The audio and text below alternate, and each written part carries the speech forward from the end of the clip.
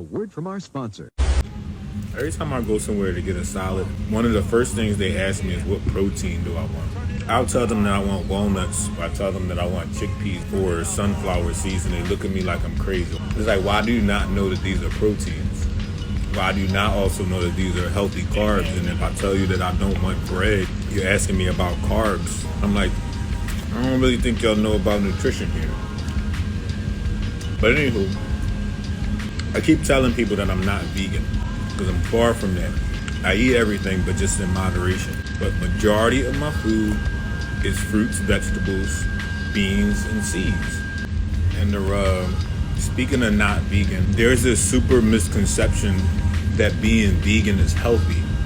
That is not the case. If you're going somewhere and you're going to a vegan restaurant and they're serving deep fried whatever, or something loaded with sugar, or some crazy meat substitute and like with a shitload of random shit in it, chances are that's actually just as unhealthy as just eating the fucking meats that's deep fried and all of that stuff.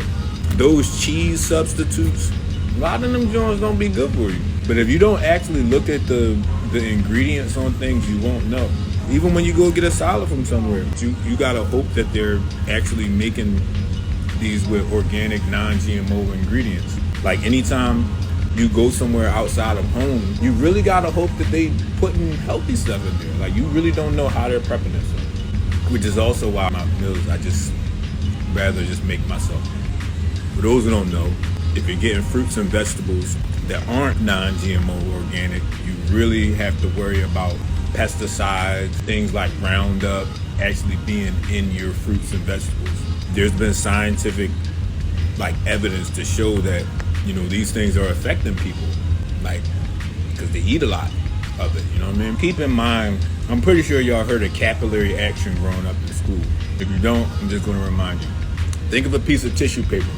If you were to put dye at the edge of that piece of tissue paper, it's gonna rise up, meaning that the piece of tissue paper is absorbing that. That's the same thing that happens to plants.